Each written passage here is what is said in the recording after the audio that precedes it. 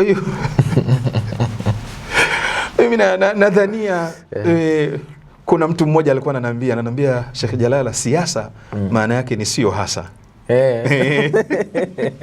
Ina mambo yake. Ina mambo yake. Yaani kile tunachokiona sicho uhalisia. Sicho tunachoambiwa. Si tunachoambiwa. Kuna mtu hapa alikuwa anatuambia kwamba Irani kule Masuni hawana uhuru. Wa Irani hapa wakawaalika mashekhe wa Kisuni, wakaenda wakaitembelea misikiti. Wameona maajabu. Wameona maajabu. Ayatola yeye ana fungu lake analoipa misikiti ya Masuni na kujenga misikiti ya Masuni. Ndani ya taifa lake. Halafu Ayatola huyu kama ana nia mbaya, si ana nguvu.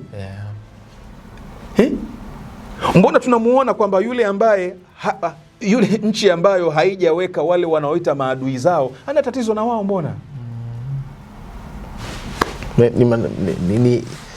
ndio naosema hayo. Kwa kweli kuna haja kubwa, yani dunia, na ndio maana huwa katika darasa zangu natoa ushauri kwamba kitaifa, yani kama Mtanzania na kama mzalendo, huwa natoa ushauri sana kwenye taifa langu kwamba kuna haja kubwa sasa ya kuanza kufikiria upya namna gani tutaliendesha taifa letu.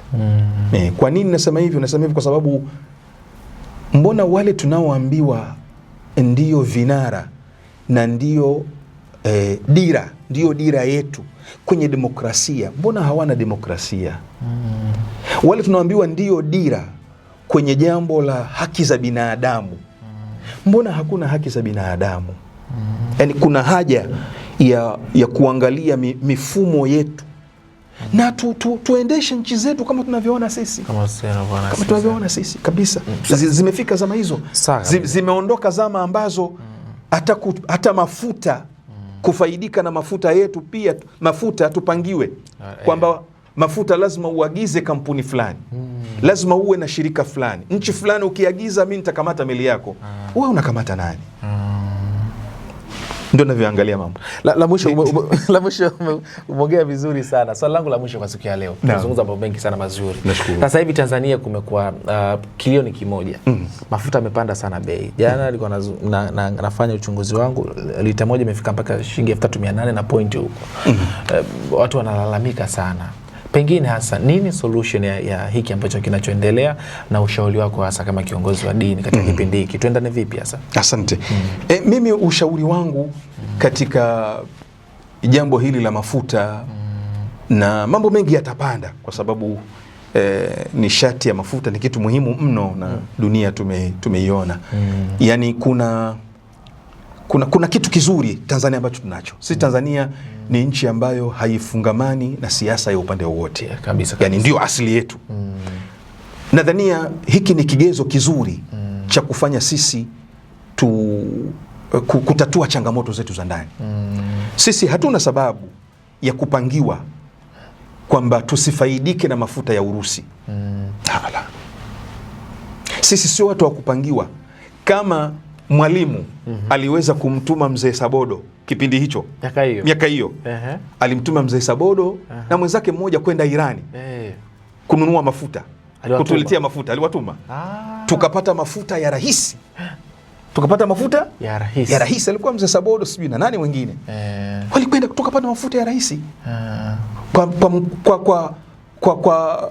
Kwa bei rahisi na kwa mkopo wa rahisi.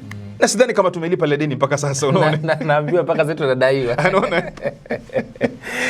Sasa hebu ile akili ya Mwalimu ile ya kipindi kile ambacho mimi sina mfungamano na taifa lolote. Yani mimi niko huru. Hebu hii ni mahala pake kufanyika hivi sasa. Ifanyike. Kabisa. Waende Irani, waende Urusi, tufaidike kila mahala penye mafuta. Kaagiza. Kwa nini ziwe ni kampuni za nchi fulani hizo ndio zitupangie? Lakini pia nilikuwa rai yangu mimi. Jambo hili la mafuta liwe ni la nchi sasa. Yani libebwe na nchi. Lisibebwe na watu hawa. Kuna mchambuzi mmoja anaita madalali. Lisibebwe na madalali. Libebwe na nchi. Sio la kufanya biashara. La, bibi na nchi naleta mafuta na mahusiano, tuna mahusiano mazuri na Urusi tuletee mafuta ya bei rahisi. Tuna mahusiano mazuri na Irani, tuletee mafuta ya bei rahisi. Hakuna tatizo. Issue ya Hormuz hiyo ni issue yao. Haituhusu sisi. Umezungumza vizuri sana. Nashukuru. Pengine hasa lolote lile la mwisho kwa watazamaji wetu, unalipi la kuambia sasa? Mimi la kuambia na lielekeza kwa vijana. Vijana na waonea huruma. Na waonea huruma kwa sababu tupo na kwenye kizazi ambacho hakipendi kupata tabu. Yani tupo na kizazi hakipendi kusumbuka. Ila kinapenda kuishi vizuri. Leo ukiposti makala ya kurasa 2 sidhani kama kuna mtu atasoma. Kapita. Lakini ukituma klipu ina maneno 2 watu wote wata. Kwa hiyo vijana, hususan vijana wa Kiafrika na Kitanzania, kuna haja ya kusoma out of the box. Kuna haja ya kusoma nje ya vile tulivyosomeshwa, nje ya vile tunavyoona, nje ya vile tunavyosikia. Kuna haja kubwa kabisa. Tusipokuwa na upeo huo mkubwa wa kusoma nje ya boksi, vijana wanaweza kutumika kulisambaratisha taifa lao pasi na kutambua nani anawasukuma. Narudia tena.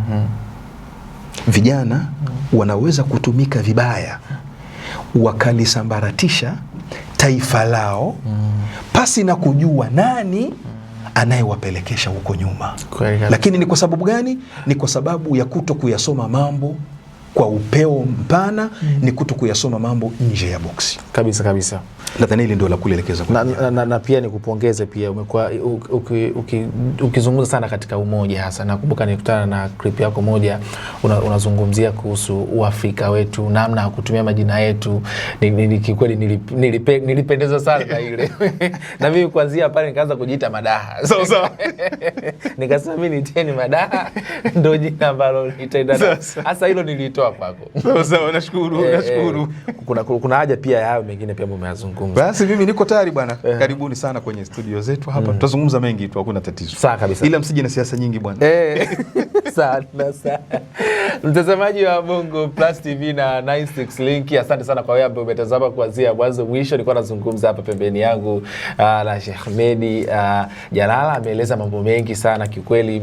Mimi nimependezwa naye, amezungumza kwa lugha nyepesi kabisa ya Kiswahili. Amejaribu kuzungumza katika tafsiri ambayo haiumizi upande wote, lakini kwa sababu yeye ni binadamu pia, pengine inawezekana katika yale maelezo yake yamekukwaza kwa namna moja ama nyingine. Tuwe razi kiukweli.